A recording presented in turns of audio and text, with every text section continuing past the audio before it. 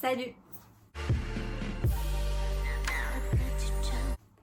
J'espère que vous allez bien. Aujourd'hui, je vous retrouve dans une vidéo un petit peu différente. Je me dis que c'est une vidéo qui me tient à cœur de faire parce que c'était une période de ma vie. Enfin, comme vous avez pu voir dans le titre, on va parler d'angoisse. C'est une petite période de ma vie, un petit peu quand j'étais plus jeune. Qui n'était pas évidente. Et quand je vois comment je suis maintenant à l'heure actuelle, ben, je me dis que c'est possible d'aller mieux quand on se prend en main, on essaye de prendre sur soi et tout, on peut s'en sortir, c'est possible. Et je me dis que ça peut être bien aussi de parler de ça pour parler de mon expérience à moi, de comment moi j'ai vécu le truc et ce que j'ai fait, ce que j'ai entrepris, les étapes. Et je me dis que ça peut peut-être soit aider des personnes d'entre vous qui vivent la même chose et qui savent pas trop par où commencer, ou soit tout simplement ça permet aussi aux gens de se dire on n'est pas tout seul, parce que moi clairement je me disais que j'étais seule à être comme ça, que j'étais pas normale, etc. alors que pas du tout. Donc c'est une vidéo où je vais rester quand même joyeuse et positive parce que je trouve que c'est important et c'est ce que je suis et comment je suis au quotidien, donc j'essaye de l'être encore malgré que ce soit une vidéo un petit peu plus, on va dire, sérieuse entre guillemets. Ça va être un peu compliqué quand même à filmer parce que voilà, je vous cache pas que c'était vraiment pas une période évidente, mais ça va bien se passer. On va commencer tout de suite par le tout début. Avant toute chose, avant de commencer à vous expliquer et vous faire un peu les étapes de tout ce qui s'est passé, faut savoir une chose, c'est que moi j'ai une phobie, mais une terrible phobie, c'est mon angoisse première, c'est de vomir. Je sais qu'il y a des gens qui sont comme moi et que je suis pas la seule à être comme ça, mais vraiment, je pensais sincèrement que j'étais toute seule à avoir cette angoisse-là. C'est vraiment, c'est pas style vomir ça me dégoûte, etc. C'est vraiment, ça me fait peur. C'est viscéral, c'est-à-dire que quand je me sens pas bien, quand j'ai mal au ventre ou autre, ça va pas. Et j'ai tout de suite peur, en fait, je me dis, ça y est, je vais vomir. Du moins, c'est ce qui m'arrivait avant, quand je faisais mes grosses crises d'angoisse. Là, ça va un peu mieux. Mais du coup, voilà, faut savoir ça, c'est que ma phobie première, c'est vomir. C'est vraiment une angoisse totale. Après, j'ai beaucoup d'angoisse, beaucoup de peur, beaucoup de phobie, si on peut dire ça comme ça. J'ai peur de prendre l'avion, j'aime pas trop la foule, quand il y a beaucoup de gens autour de moi et vraiment qui m'encerclent, j'ai peur, ça me stresse. J'ai énormément peur aussi des endroits très confinés, très exigus. Moi, je ferai jamais de la spéléo. Je pourrais pas faire de saut à l'élastique, de saut en parachute, prendre l'avion. Voilà, comme je vous ai dit, c'est des angoisses. Ça me fait extrêmement peur et j'ai du mal à passer au-dessus de ma peur. Moi, je fais pas d'attraction, de manège, des sensations fortes, des choses comme ça. C'est pas mon truc. Donc, je le fais pas. Je me suis pris des petites notes parce que je voulais pas que ça parte dans tous les sens, même si ça commence déjà à partir dans tous les sens. Pour parler de tout ça dès le départ, moi j'ai toujours été une enfant un peu, je dirais, très compliquée avec la nourriture. J'ai toujours eu du mal à manger parce que voilà, j'avais pas une grande faim, j'avais pas cette envie-là de manger beaucoup, donc je mangeais très peu. Mes parents me forçaient beaucoup à manger parce que voilà, j'étais assez mince, assez maigre et je mangeais pas grand chose. Mais ça me convenait très bien. Et je grignotais par-ci par-là, je faisais des petites collations dans la journée, mais au moment des repas, je mangeais pas énormément. Et en fait, j'ai toujours eu ce rapport un peu compliqué avec la nourriture. J'ai toujours eu un rapport assez spécial avec ça. Et en fait, c'était toujours induit parce que j'ai cette crainte de quand je mange de trop, quand je me gave, est-ce que je vais me sentir mal après? Donc ça partait toujours de là. Sauf que du coup, quand j'étais petite, je ne me rendais pas spécialement compte que ça fonctionnait comme ça dans mon cerveau. Sauf que j'ai commencé à un moment en primaire. Les premières années, ça pouvait aller. Sauf que à un moment, j'ai commencé à me sentir mal tout le temps. Mais j'avais tout le temps mal au ventre. Tout le temps. Je pense que c'est dû aussi au fait que je suis quelqu'un de stressé de nature. Je stresse assez facilement et pour pas grand chose. De toute façon, le stress, c'est quelque chose d'intérieur. Je dirais même si moi je vous dis ah ben non, faut pas stresser pour ci, faut pas stresser pour ça. Ton corps, lui, il stresse et c'est comme ça, tu te sens mal. Le ventre, l'estomac, tout ça, c'est le deuxième cerveau. Donc concrètement, quand il y a des choses qui vont pas, c'est tout de suite là que ça tape. Et moi, comme je suis stressée de base, des fois pour des choses que je sais pas, hein, des fois tout allait bien à l'école, j'étais pas harcelée, mes notes étaient très bonnes, voilà, c'était très correct, ça se passait bien, franchement, j'avais des amis et tout, tout allait bien, et pourtant, je stressais et j'avais tout le temps mal au ventre. Donc, je faisais appeler mes parents devaient venir me chercher tout le temps, et ça passait pas. J'avais tout le temps mal au ventre, ça n'allait pas. Je suis allée plusieurs fois chez mon médecin qui, lui, disait à mes parents, bah, tout simplement, voilà, c'est une jeune fille qui est angoissée, c'est une jeune fille qui est stressée, c'est le stress, c'est rien, c'est le stress. Sauf que quand on vous emmène 3-4 fois d'affilée chez le médecin parce que je dis que j'ai vraiment mal au ventre et que ça va pas, au bout d'un moment, mon père, il s'est un petit peu énervé et il a dit au médecin, écoutez, ma fille, c'est simple, si elle dit qu'elle a mal au ventre et qu'elle se sent pas bien et que tout va bien autour, c'est qu'il y a quelque chose, c'est pas possible qu'elle se sente mal et qu'il n'y ait rien. Du coup, le médecin a décidé de me faire des examens et on a fait tout ce qui était échographie, radiographie, enfin voilà, j'ai fait plein d'examens, prise de sang et compagnie. J'ai fait tous ces examens-là et au niveau de la radio, on s'est rendu compte que j'avais une scoliose. Donc une scoliose, c'est la colonne vertébrale qui n'est pas droite, donc qui forme un S ou autre, donc vraiment une colonne qui est déviante. Et du coup, ça, mine de rien, on n'a pas l'impression comme ça, mais ça joue sur beaucoup de choses.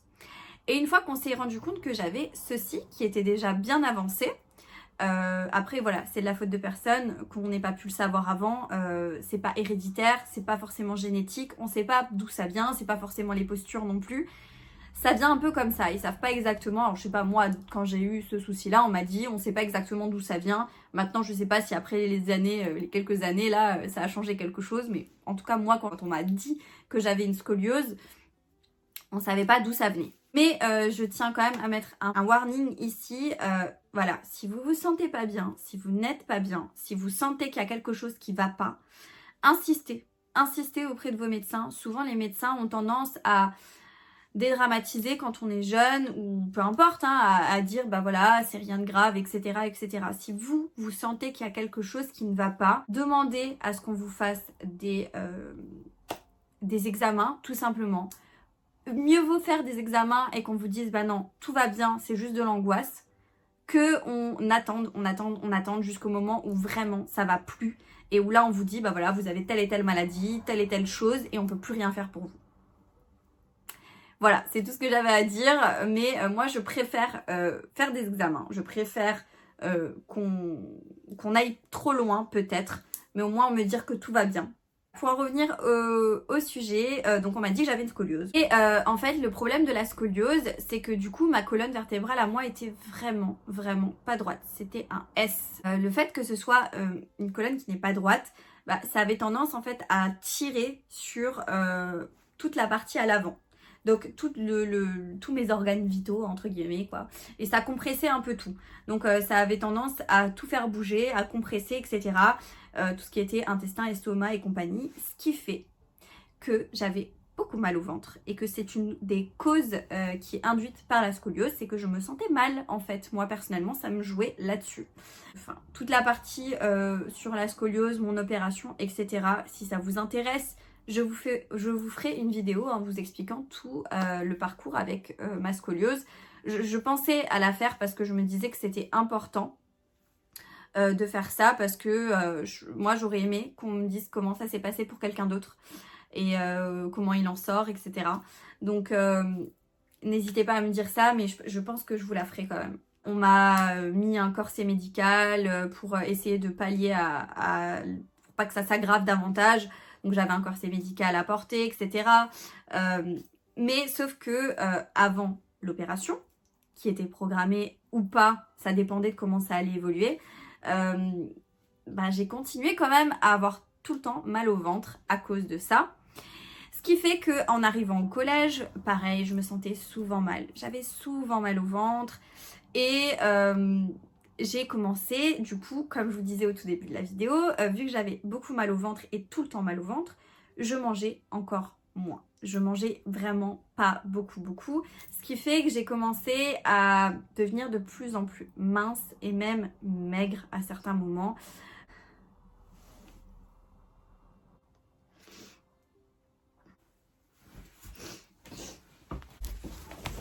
Bon, je voulais pas forcément... Je suis quelqu'un d'assez fort. J'ai l'impression, je suis en train de m'essuyer avec du papier toilette. Il faut que j'essaye de dédramatiser le truc et de rigoler. Mais c'est pas évident en fait d'en parler parce que c'est une période où j'étais... C'est une période où j'étais très maigre. Où on voyait mes os. On voyait beaucoup mes os, notamment ici. On voyait mes os au niveau des côtes. Et je sais que ça a fait beaucoup de mal à mes parents de me voir comme ça en fait. On va essayer de continuer. Du coup, voilà, c'était pas... Je pensais pas que ça allait être aussi difficile en fait. Je savais que ça allait pas être super simple, mais à ce point, je savais pas. C'est juste que quand je le raconte aux gens, parce que je l'ai déjà raconté un petit peu tout ça, tout ce qui s'est passé, ça m'est déjà arrivé de le raconter, je rentrais pas autant dans les détails. Et là, de fait de rentrer dans les détails et de me remémorer toute cette partie-là de ma vie que j'ai un peu occultée parce qu'il y a beaucoup de choses qui sont floues, les dates, etc. sont pas ancrées. Comme je vous ai dit, j'ai perdu beaucoup de poids, j'étais très mince, on voyait tous mes os. Mes parents s'inquiétaient énormément, notamment ma mère, je sais qu'elle pleurait beaucoup. Bon, on va passer là-dessus. Du coup, je sais qu'ils pensaient en fait que j'étais anorexique. Voilà, chose que je n'ai jamais été. Comme je vous l'ai dit au tout début de la vidéo, moi j'ai la phobie, mais une phobie incroyable de vomir. Donc pour moi, de me faire vomir, c'est clairement pas du tout... c'est pas du tout quelque chose qui m'est déjà traversé l'esprit ou quoi. J'ai pas de problème avec mon corps, j'ai pas de problème avec le poids, etc. Le fait de me voir aussi mince, aussi maigre, je me trouvais pas belle du tout. Hein. C'est juste que j'avais tellement peur de manger parce que j'avais peur de vomir que finalement je me suis rendue très maigre. Même qu'une fois, ma grand-mère est venue... Et elle m'a demandé, elle m'a dit oui, tu sais, si tu as un problème avec ton poids, si tu te fais vomir ou quoi, moi je suis là, je peux écouter, etc. Je lui ai dit que non, pas du tout, j'ai peur de vomir. Donc je me fais pas vomir, c'est vraiment que j'ai tout le temps mal au ventre et que du coup j'ai pas envie de manger parce que j'ai peur de me sentir mal encore plus et j'ai peur de vomir. Voilà, tout simplement. Donc c'est un peu un cercle sans fin et c'est très compliqué.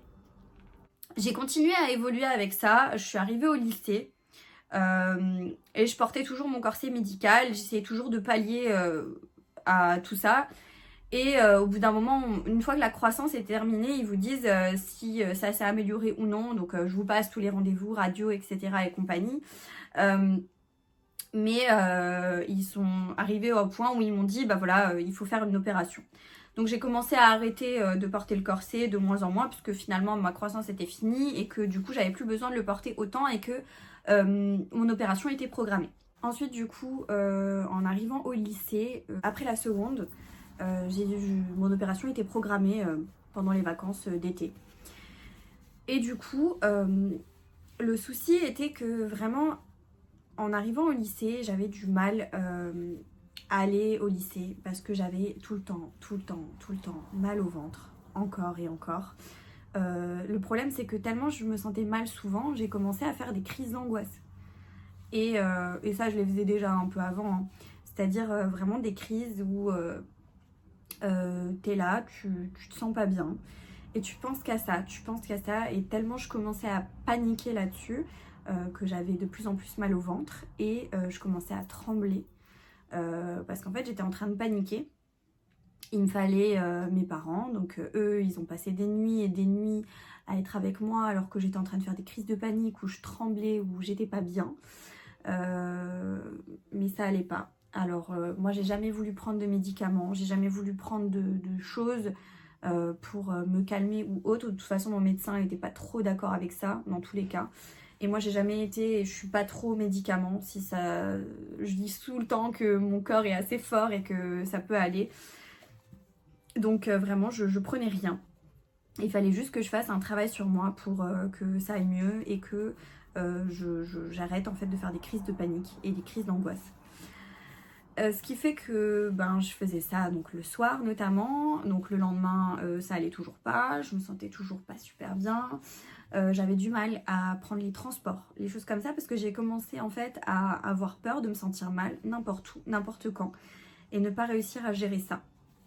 Ce qui fait que les transports et les choses comme ça, moi j'ai commencé à avoir peur quand il y avait du monde, et ça m'arrivait de partir de chez moi, d'arriver jusqu'à mon tram par exemple, et de faire demi-tour et de rentrer chez moi. Donc même pas 1 heure après être partie, rebrousser chemin, parce que j'avais peur, voilà, d'affronter le monde extérieur, je sais pas comment dire ça, mais j'avais des réelles angoisses. Et du coup je faisais plus rien, j'avais peur de sortir de chez moi. Et là j'ai commencé à me dire, bon, là ça va pas, je vais rien pouvoir faire de ma vie si je commence à avoir peur comme ça. Et je me suis un peu repris en main et je me suis dit, bon, il me faut une solution. Donc quand je suis allée voir mon médecin, je lui ai expliqué et je lui ai dit, je sais pas quoi faire. Et il m'a dit, ce serait bien de parler avec quelqu'un, si j'étais d'accord bien évidemment. Et à Strasbourg, vous avez un truc qui s'appelle la maison des ados. Si jamais vous êtes de Strasbourg, vous connaissez peut-être ou non. En fait, c'est une genre d'association où vous avez des psys, des gens qui vous aident. Enfin, il y a plein de personnes comme ça. Moi, j'étais dans le côté psy. Et du coup, vous allez là-bas. C'est pour les moins de 25 ans, il me semble. Du coup, j'étais voilà, moins de 25. Et vous arrivez là-bas et en fait vous expliquez, c'est totalement gratuit, hein, tout est pris, vous n'avez pas du tout de carte à donner ou autre, c'est vraiment gratuit. Vous allez là-bas et en fait vous expliquez un petit peu ce que vous attendez.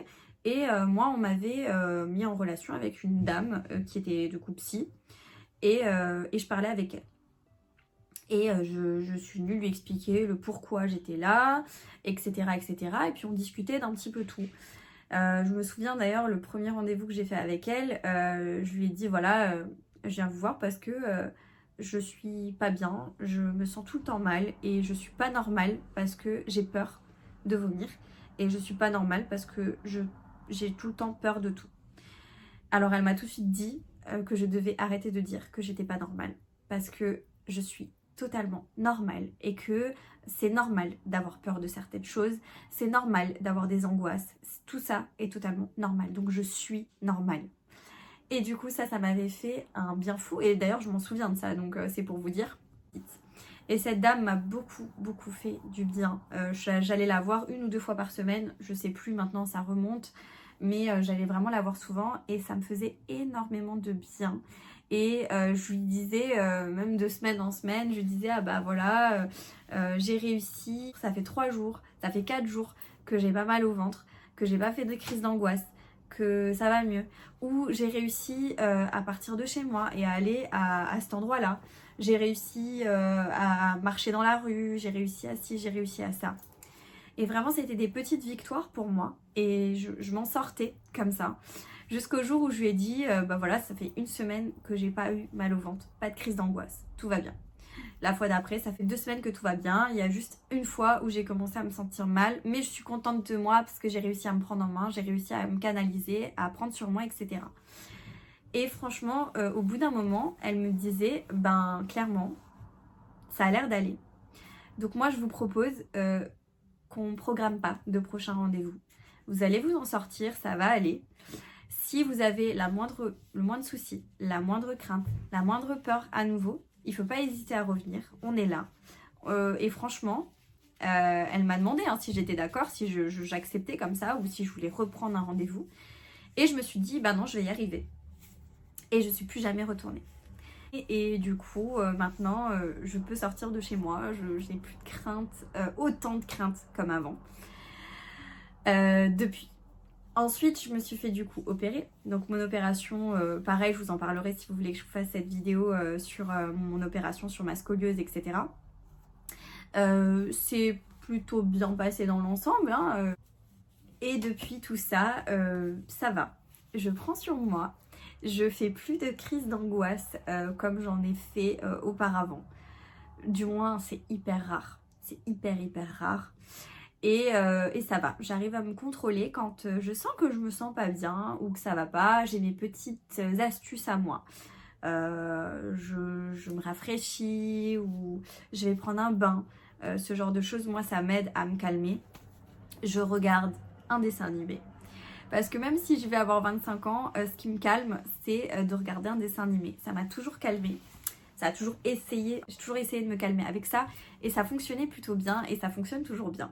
Donc je regarde des dessins animés, des choses comme ça et ça m'aide à pas trop réfléchir et à regarder des images comme ça passer, ça me fait du bien.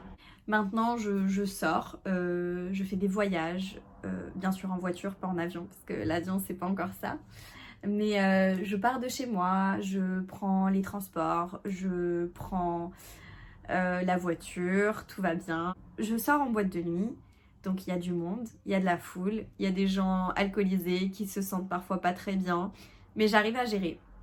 Et franchement, tout ça va et je prends toujours sur moi. Voilà. Cette vidéo touche à sa fin.